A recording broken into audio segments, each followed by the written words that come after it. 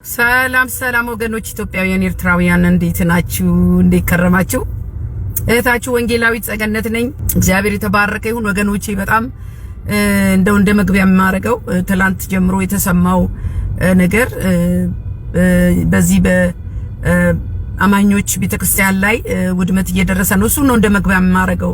በጣም የሚያሳዝን ዜና እየተሰማ ነው ኢትዮጵያ ውስጥና ያለው ቁስል ሳይበርድ ሰው ቁስሉን ሳያሽር የገባበትን መዘዝ ሳያሽር ሳያድን እንደገና ደግሞ እንደ እግዚአብሔርን እንደሚያውቅ ራሱን ክርስቲያን ነኝ ብሎ የሚጠራ ማህበረሰብ የወንጌል አማኞችን ቤተክርስቲያን ማፍረስ እንዴት ሆነ ብዬ እኔ በጣም ተደንቄያለሁ፣ ተገርሜያለሁ፣ ደንግጫለሁ። ለምንድን ነው የእግዚአብሔር ቤት ማፍረስ በጣም ዋጋ ያስከፍላል።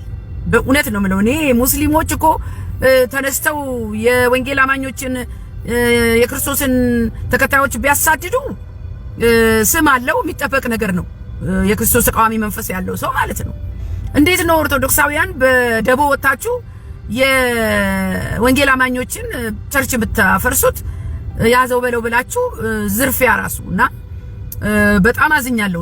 በጣም ያልተጠበቀ ነገር ነው ይሄና አንድ ነገር ግን ነግራችኋለሁ፣ ወንጌል አይቆምም።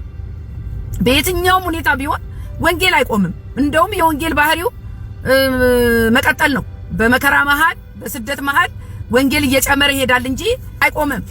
በዚህ ተስፋ ቁረጡ። ስለዚህ የባሰው መጣ ብያለሁ። የባሰው መጣ። ምን ነካችሁ ኦርቶዶክሳውያን? ምን ነካችሁ? ምን ነካችሁ? እንዴት ነው የእግዚአብሔርን ቤት የምታፈርሱት? በእውነት ነው የምላችሁ። ያቺ ምድር እኮ ፕሮቴስታንት ባትኖር፣ ፕሮቴስታንት የወንጌል አማኞች ባይኖሩ ያቺ ምድር የበለጠ ሲኦል ትሆን ነበረ። ለምን? በጣም ነው የሚጸለየው። እኛ ከጸሎት ሌላ የምናውቀው ነገር የለም። ክርስቶስን ከመመስከር ሌላ ምንድነው እንደዚህ አይነት ጥላቻ በኦርቶዶክሳውያን ዘንድ? እና እናንተን አሁን ሰሞኑን ቤተክርስቲያናችን ተቃጠለ፣ ሰው ተገደለብን ብላችሁ ሁላችንም ስንጸልይ ነበር፣ ትኩረት ሰጥተን ስናወግዝ ነበረ። እንዴ እኛ እኮ የወንጌል አማኞች እኮ የኦርቶዶክስ ጠላት አይደለንም። በጣም ነው የምንወዳችሁ። በጣም ነው ወደ ወንጌል ወደ ክርስቶስ ወንጌል እንድትመጡ እውነትን እየሰበክን ያለ ነው። አህያውን ፈርቶ ዳውላውን ብያለሁ እኔ። የወንጌል አማኞች ባንናገርም ውጊያችን ከደምና ስጋ ጋር አይደለም። አምላካችን ግን ጣልቃ ይገባል።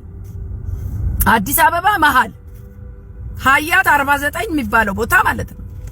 በጣም የሚያሳዝን ነገር ክርስቶስ ኢየሱስን አውቃለሁ እያለ ክርስቲያን ነኝ እያለ ቤተክርስቲያን እያፈረሱ ተመልክተናል። ሌላ ቤተክርስቲያን ደግሞ የተዘረፈ አለ። እንዴ ፊታችሁን ወደኛ ዞራችሁ እንዴ? እኛ የክርስቶስ ወዳጆች እንጂ ጠላቶች አይደለንም። ስለዚህ ኦርቶዶክሳውያን ከሰዓት ጋር አትጫወቱ። ከሰዓት ጋር እየተጫወታችሁ ነው። በሃይማኖታችን ምክንያት እየተሰደድን ነው፣ እየተገደልን ነው እያላችሁ ዛሬ ደግሞ በእኛ በወንጌል አማኞች ቤተክርስቲያን ተነስታችሁ ቤተክርስቲያን ብታፈርሱበት ምንድነው የመጣው? what happened? ምን ሆናችሁ ነው?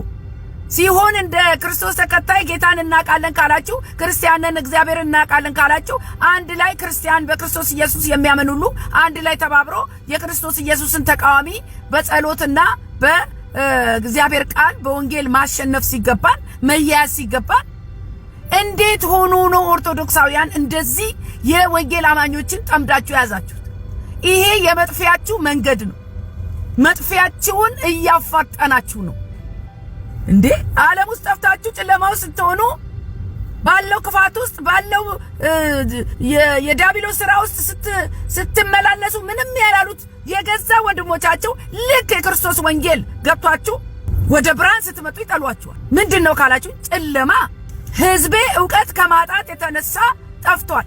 ስለዚህ በእኛ አካባቢ የወንጌል አማኝ ቤተክርስቲያን ሊኖር አይገባም እያሉ ነው አሉ። በደቦ ወጣው ያፈረሱት ወንጌል አማኞች ቤተክርስቲያን ምንም አይነት ችግር ባልተፈጠረበት በዚህ አካባቢ ቤተክርስቲያን ሊተከል አይገባም የሚል ድፍን የሆነ ጥላቻ ሰዎች ተነሳስተው በክፋት እንደዚህ አይነት ችግር ፈጥረዋል። አሳፋሪና ዋጋ የሚያስከፍል ነገር። አጥር በማፍረስ ቤተክርስቲያንን በመዝረፍ ወንጌል ይቆማል ብላችሁ ካሰባችሁ ተሳስታችኋል። አትልፉ። ወንጌል አይቆምም። አሁን ግን የኦርቶዶክስ አማኞች ፊታቸውን ወደ ማን አዙረዋል? ወደ ወንጌል አማኞች። ስሙኝ፣ ተጠንቀቁ። ተጠንቀቁ። ዋጋ ያስከፍላል። አሁንም ያለፈ በወንጌል አማኞች ላይ የሰራችሁት ግፍ ይሄው አሁን ዕዳ እየከፈላችሁ ነው። ዕዳ ውስጥ ገብታችኋል። የራሳችሁን ቤት አስተካክሉ። መጀመሪያ ከእግዚአብሔር ጋር ታረቁ። መጀመሪያ ወደ ንስሐ ኑ። መጀመሪያ ትውልዳችሁን አስመልጡ። መጀመሪያ እውነተኛውን የክርስቶስ ኢየሱስ ወንጌል ባለመስበካችሁ ሕዝቤ ዕውቀት ከማጣት የተነሳ ጠፍቷል እንዲል ይሄው አሁን የወንጌል አማኞችን ቤተክርስቲያን ማፍረስ ጀመራችሁ። እግዚአብሔር ይቅር ይበላችሁ። መጽሐፍ ቅዱስ እንዳልኳችሁ ምንድነው የሕይወታችን መመሪያ ነው። አንዳንድ ሰዎች የሥጋ አስተዳደጋቸውን የሆነ ነገራቸውን ይዘው አገልጋይ ሲሆኑ ያንኑ ያንጸባርቃሉ ከእግዚአብሔር ቃል ጋር ያስታከኩ ማለት ነው። ለዚህ ደግሞ ምሳሌ ምንድነው ካላችሁኝ ሴትን የሚያናንቅ የሚያጣጥል በመጽሐፍ ቅዱስ ውስጥ እነ ዴቦራ እነ አስቴር እነ አቢጋኤል ሲናማዊቷ ሴት የሰማርያ ሴት እግዚአብሔር ተጠቅሞባቸዋል። ፓስተር ዳዊት ፋሲል ውይ ጌታዬ እንዴት አይነት የሴት ንቀት! ምን መጽሐፉ ያለውን ይበል ችግር የለው፣ ግን የምታቀርብበት መንገድ የሴቶችን ሞራል ይነካል። ግን የምታቀርብበት መንገድ ቤተ ክርስቲያን ውስጥ ቁጭ ያሉትን ሴቶች እኔ አልቀመጥም እዛ ቤት ለምን እቀመጣለሁ? ስሙኝ ያለውን አያይዛለሁ። በምንም አይነት ሁኔታ ሴት ልጅ ቤተ ክርስቲያን አትመራም። በስፔሻሊ ሴት ነቢያት በእግዚአብሔር ቤተ ክርስቲያን ስር በመሪዎችና በሽማግሌዎች ስር እየታዘዘች ነው እየኖረች ያለችው ወይስ ለብቻዋ ላስቲክ ወጥራ ነው እያገለገለች ያለችው? ከዛ ትሄዳላችሁ። የሚገርመኝ ወንድ ሆኖ ሴት አገልጋይ እጁ ጽናበት ምጸልይ ይህም ያገባል። እንግዲህ ካገባ ደግሞ እጅግ አሳፋሪ ነው። እሱ ሚስቱ ላይ ጭኖ መጸለይ ሲገባው የጎረቤት ሴትዮ እሱ ላይ ጽና ስትጸልይበት ሼም። በመንፈስ ዓለም ላይ በየትኛውም ሁኔታ የፊልጶስ 4 ሴቶች ልጆች ነቢያት ቢሆኑ ቤታቸው የመጣው ወንዱ ላይ ግን እጃቸው። እኔ ለዳዊት ፋሲል ያለኝ ጥያቄ በእናት አላደግም? እናት ጸልያ እጇን ጭናብ ዳብሳ አላስተኛች?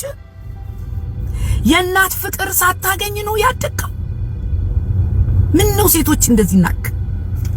ምን ነው ሴቶችን ተጸየፍክ? ለምን ብትሉኝ ካነጋገሩ ነው። ምን እናት አባትን ስታበሳጭ አይተ ይሆን ወይ? እናት አንተን ታሰቃይ ነበር? ዳብሳ አጥባ አብልታ እንደው በየትኛው ምድብ ብንሆን እናት የእናቶች ጸሎት የእናቶች ዳበሳ እጃቸው ራሱ መድኃኒት አይደለም? ወንድ ልጅ በፍጹም ሴት ልጅ እጇን ጭና ልጸልይላ አይገባ፣ ውርደት ነው። አንተ ደግሞ ነገ ልታገባ ነው ወይ? ይሄንን ነው የተናገረው። ወይ ደግሞ በፍቅር ህይወት የጎዳች ሴት ትኖር ይሆን? ልረዳ ሞከርኩኝ እኔ ወንድም አለ ልረዳ ሞከርኩኝ። እንደዚህ አይነት የጥላቻ ስብከት ካውዱ ውጪ ነው። በመጽሐፍ ቅዱስ ውስጥ በነብይነት የተጠቀሱ ብዙ ሴቶች አሉ። ምሳሌ ማርያም የሙሴ እናት የሙሴና የአሮን እህት በዘጸአት 15:20 ላይ የአሮን እህት ነብይቱ ማርያምም ከበሮ በእጇ ወሰደች፣ ሴቶችም ሁሉ በከበሮና በዘፈን ከኋላ ወጡ ይላል። እንደገና መሳፍንት 4:4 ላይ ዲቦራ በዳኝነትና በጦርነት ትእዛዝ የመራች ወንዱን ያንቀጠቀጠች። what you talking about? በዚያን ጊዜ ነብይቱ የለፊዶት ሚስት ዲቦራ በእስራኤል ላይ ትፈርድ ነበረች። በእስራኤል ላይ የምትፈርድ ሴት በእግዚአብሔር ጸጋ። እግዚአብሔር እንደሚያይ ሰው አያይም፣ ሰው እንደሚያይ እግዚአብሔር አያይም። እናንተ ሐዋርያት 21:8 እና 9 ደግሞ በነገውም ወተን ወደ ቂሳሪያ መጣን፣ ከሰባቱም አንድ በሚሆን በወንጌላዊ በፊልጶስ ቤት ገብተን በእርሱ ዘንድ ተቀመጥን። ለእርሱም ትንቢት የሚናገሩ 4 ደናግል ሴቶች ነበሩ። እና ወንዶች ናቸው። እና ጓዳ ተጣም በመጋረጃ ተከልላ እዛ ቁጭ ትበል ሴት እንደ ጠንቋይ እየሄዱ ነቢያት ሲፈልጉ እዛ ይሄዱ። እኔ ምን አይነት አስተሳሰብ እንደሆነ አላቅ። ወንድም አለ ፕሊስ አስተካክል። መልካም አባት መሆን መልካም ባል ከመሆን ይጀምራል። ሁሉም አባት አይደለም እኮ። መልካም አባት መጀመሪያ መልካም ባል ሲሆን ነው። መልካም ባል ያልሆነ መልካም አባት ሊሆን አይችልም። ኖ